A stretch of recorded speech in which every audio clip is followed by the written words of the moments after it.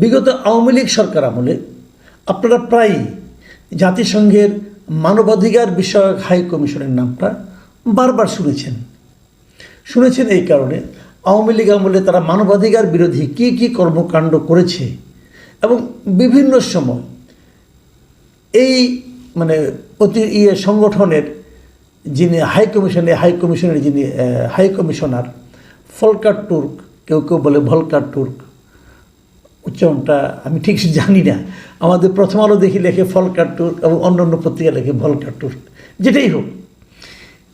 এই ভদ্রলোকের কিন্তু আমরা বিবৃতি দেখেছি এবং সেই বিবৃতিগুলোতে আওয়ামী লীগের যে মানবাধিকার বিরোধী যে সমস্ত কর্মকাণ্ড তার সমালোচনা তারা কিন্তু করত। সেই সমালোচনা নিয়ে আওয়ামী লীগ সরকারে যারা মন্ত্রী ছিলেন তারা বলতেন গাজায় এত মানবাধিকার বিরোধী কর্মকাণ্ড হচ্ছে, সেটা নিয়ে কিছু বলে না, আমাদের নিয়ে কেন বলে, ওইদিকে নজর দেন, হ্যান করেন ত্যান করেন, এগুলি বলা হতো। এবং আমাদের যিনি ডক্টর ইউনূস, আমাদের বর্তমান অন্তর্বর্তীকালীন সরকারের যিনি প্রধান উপদেষ্টা, ওনাকে আমরা বিভিন্ন সময় দেখেছি যে ইউরোপীয় এই ধরনের বিভিন্ন প্রতিষ্ঠান সংগঠনের বিবৃতি ওনার পক্ষে এসেছে অনেক সময়। উনি এগুলিকে বেশ গুরুত্ব দিয়ে থাকেন। আধুনিক মানুষ সেভাবে ওনারা হয়তো সেগুলি ভাবেন যে এদের বক্তব্যগুলি খুবই মানবাধিকার এবং গণতন্ত্রের সপক্ষে বক্তব্য। তো এখন তো ইউনূস সাহেব রাষ্ট্র চালাচ্ছেন, সরকার চালাচ্ছেন।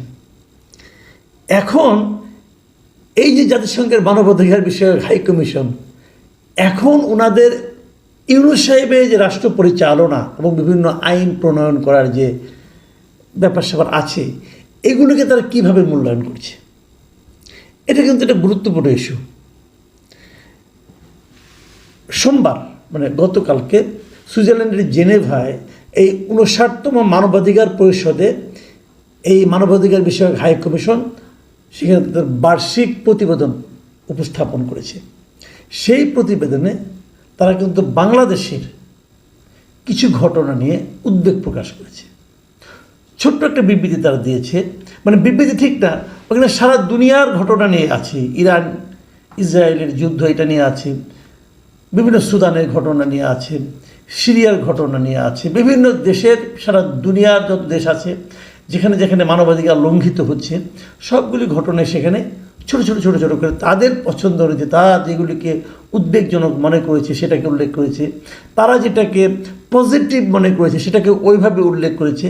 সেভাবে বাংলাদেশেরও ব্যাপারে একটা প্যারা আছে। সেই প্যারায় কী আছে আমি সেটা হুবহু আপনাকে অনুবাদ করে পড়ে শোনাচ্ছি। এই অনুবাদটা আমি নিয়েছি প্রথম আলো থেকে।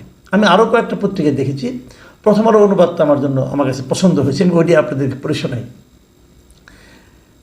সেখানে ফলকার তুর্ক বলেছেন যে আমি অনুপ্রাণিত বোধ করছি যে বাংলাদেশে অন্তর্বর্তী সরকার ও রাজনৈতিক দলগুলো সংলাপের মাধ্যমে অগ্রগতি অর্জন করছে। সংস্কার, অবাধ ও অন্তর্ভুক্তিমূলক নির্বাচনের পরিবেশ তৈরির লক্ষ্য অর্থবহভাবে এগিয়ে যাওয়ার জন্য আমি আহ্বান জানিয়েছি। এটুকু পজিটিভ কথা। আমরা দেখছি সরকার বিভিন্ন রাজনৈতিক দলের সঙ্গে সংলাপ করছে এবং তারা সংস্কার, অবাধ এবং অন্তর্ভুক্তিমূলক নির্বাচনের পরিবেশ তৈরির জন্য এগিয়ে যাওয়ার জন্য উনি আহ্বান জানিয়েছেন। এখানে একটা কথা খেলে বলার যায়, সেটা হলো যে অন্তর্ভুক্তিমূলক নির্বাচন, এটার অর্থটা কী? এটার আবার নানা ধরনের ব্যাখ্যা এখন আবার দেখছি। কিন্তু অন্তর্ভুক্তিমূলক নির্বাচন বলতে অনেকে বলতে চাচ্ছেন যে কত বেশি ভোটার আসবে সেটাই অন্তর্ভুক্তিমূলক নির্বাচনের ডেফিনেশন। আবার আগে শুনতাম যখন নাকি বিএনপি নির্বাচনে যেত না আওয়ামী লীগ আমলে, তখন শুনতাম যে কতগুলি দল নির্বাচনে অংশ নিচ্ছে, অথবা যারা ভোট দিতে যাচ্ছে তারা ভোট দিতে যেয়ে তাদের পছন্দের প্রার্থীকে সেখানে পাচ্ছে কিনা, অথবা তারা পর্যাপ্ত সংখ্যক বিকল্প চয়েসের জন্য তারা প্রার্থী পাচ্ছে কিনা, এটাকে অন্তর্ভুক্তিমূলক বলে। যা হোক, সরকার পাল্টে যায়, সংজ্ঞা পাল্টে যায়, আমাদের এখানেও তাই হয়তো হবে আগামীতে। যাই হোক, সেটা নিয়ে আর আলোচনা করি না। আমি ওনার এই বিবৃতির পরের অংশটুকু পড়ছি। সেখানে উনি বলেছেন, অবশ্য রাজনৈতিক দল ও সংগঠন নিষিদ্ধ করার সুযোগ তৈরি করে সম্প্রতি আইনের পরিবর্তন আনা এবং এ সংক্রান্ত সব কর্মকাণ্ড নিয়ে আমি উদ্বিগ্ন। খুব ঠান্ডা মাথায় খেয়াল করুন, উনি কি বলেছেন যে রাজনৈতিক দল ও সংগঠন নিষিদ্ধ করার সুযোগ তৈরি করার জন্য একটা আইনের পরিবর্তন করা হয়েছে। কিন্তু আপনি এটা জানেন যে মানে এই সরকার কিছুদিন আগে যে একটা মানে আপনার সন্ত্রাস বিরোধী অধ্যাদেশ জারি করেছে 2025। সেখানে বলা সেটা কেন করা হয়েছে যে সন্ত্রাসী কর্মকাণ্ডে জড়িত ব্যক্তি বা সত্তা বলতে মানে সংগঠন, আমি ওদের ভাষায় বলছি, যে ব্যক্তি বা সত্তার যাবতীয় কার্যক্রম নিষিদ্ধ করার বিধান যুক্ত করে সন্ত্রাস বিরোধী অধ্যাদেশ 2025 অন্তর্বর্তীকালীন সরকার জারি করেছে। এবং সেই সঙ্গে তারা আর কি করেছে, এটা জারি করার মাধ্যমে তারা কি করেছে, এটা জারি করার মাধ্যমে এই জারি করার আলোকে যে যতদিন পর্যন্ত আন্তর্জাতিক অপরাধ ট্রাইব্যুনালে এই আওয়ামী লীগের সংগঠনের বিভিন্ন আওয়ামী লীগের যারা ভাতৃপ্রতিম সংগঠন আছে সবগুলোর নেতাকর্মীদের বিচার শেষ না হবে ততদিন পর্যন্ত এদের যাবতীয় কর্মকাণ্ড নিষিদ্ধ হয়েছে এই আইনের মাধ্যমে।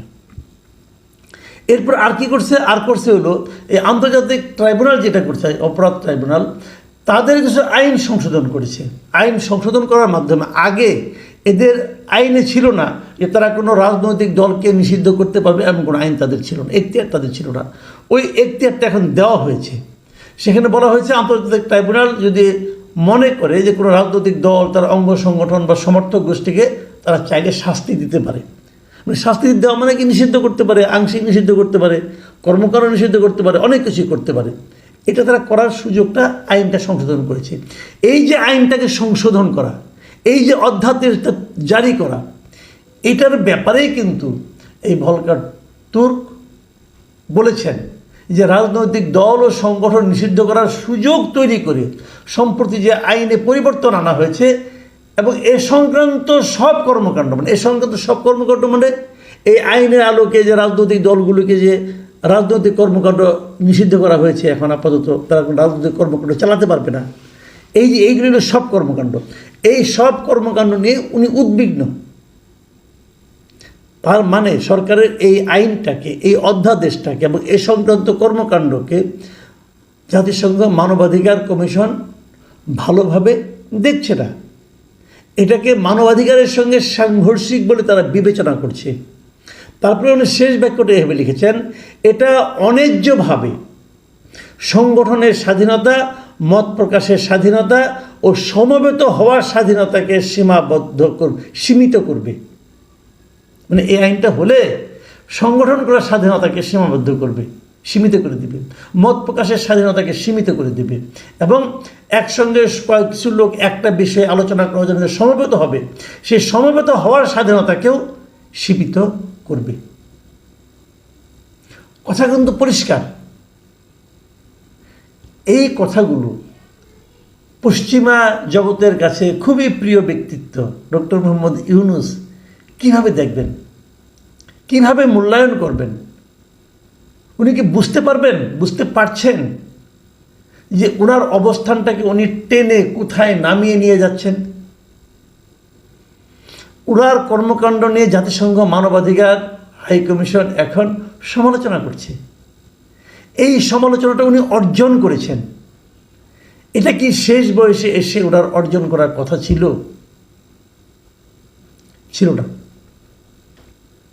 যে কাজটা উনি করতে যাচ্ছেন এটা তো বোঝাই যাচ্ছে এই আইনটা সংশোধন করা হয়েছে আওয়ামী লীগকে এবং তার অঙ্গ সংগঠনকে নিষিদ্ধ করার জন্য। এটা বোঝাই যাচ্ছে, বুঝতে কোনো কষ্টকর হওয়ার কথা না। ভলকার তুর্ক যখন কষ্ট হয় নাই, আমাদেরটা কি কষ্ট হবে? আমরা তো এখানেই বসে আছি।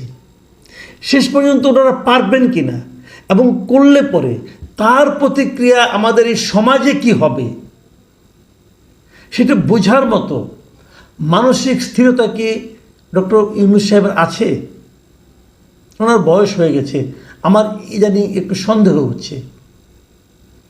ভিন্ন মতকে ধারণ করার যে ক্ষমতা সেটা কি আছে? কিছু বললেই যে কথাটা বলা হয়, আমি এই কথাটা বলে আলোচনাটা শেষ করব। এটা নিয়ে পরে আরেকটা আলোচনা করব, যে কথাটা বলবো এখন সেটা নিয়ে। সেটা কি হচ্ছে, যে কথাটা বলা হচ্ছে যে সন্ত্রাসী কার্যক্রমে জড়িত ব্যক্তি বা সত্তার যাবতীয় কর্মকাণ্ড নিষিদ্ধ করার বিধান, মানে যারা সন্ত্রাসী কর্মকাণ্ড করে তেমন ব্যক্তি বা সত্তা মানে সংগঠন এটাকে নিষিদ্ধ করতে হবে। এই হলো মূল লক্ষ্য। তো এদেশের সন্ত্রাসী কার্যক্রম কে করে বলেন? কোন দল করে? আমি একটা সহজ উত্তর দিই। এদেশে সব সময় সন্ত্রাসী কার্যক্রম করে সরকারে যে থাকে সেই সরকারের যে দল তারা। যখন আওয়ামী লীগ থাকে সরকারে আওয়ামী লীগ করে, যখন বিএনপি থাকে সরকারে বিএনপি লোকজনরা করে, যখন জাতীয় পার্টি ছিল সরকারে তাদের লোকজন করছে, আগামীতে যারাই ক্ষমতায় আসবে তাদের লোকজনই সন্ত্রাসী কর্মকাণ্ড করবে। এখনই যারা ক্ষমতায় আসবে বলে মনে করা হচ্ছে তাদের লোকজন গ্রামাঞ্চলে এবং উপজেলা জেলা পর্যায়ে অলরেডি সন্ত্রাসী কর্মকাণ্ড শুরু করে দিয়েছে ভাই। একজন লোকের কাছ থেকে চাঁদা আদায় করা সন্ত্রাসী কর্মকাণ্ড, এগুলো শুরু হয়ে গেছে। কাজেই যদি আইন করতে হতো, আমি তো মনে করি আইনটা এইভাবে করা উচিত ছিল যে যারা সরকারে থাকবে তাদের রাজনৈতিক দলকে নিষিদ্ধ করা হোক। যতদিন তারা সরকারে থাকবে তাদের রাজনৈতিক দলকে নিষিদ্ধ করা হবে। এমন করলে সন্ত্রাস কমত। এভাবে কমবে না। এখন আওয়ামী লীগ আছে সারা দেশে, তাহলে আওয়ামী লীগ সন্ত্রাসী কর্মকাণ্ড কেমনে করবে? আওয়ামী লীগ যখন বলতো যে বিএনপিরা সন্ত্রাসী কর্মকাণ্ড করে, জামাত করে, তখন আমাদের কাছে হাস্যকর মনে হতো। কেন? কারণ বিএনপি এবং জামাত তো নিজের জীবন রক্ষার জন্য দৌড়ের উপরে থাকতো, তারা সন্ত্রাসী কর্মকাণ্ড কখন করবে? এখন একই জিনিস। এখন তো আওয়ামী লীগ নিজের জীবন রক্ষার্থে দৌড়ের উপরে আছে, সন্ত্রাসী কর্মকাণ্ড কখন করবে?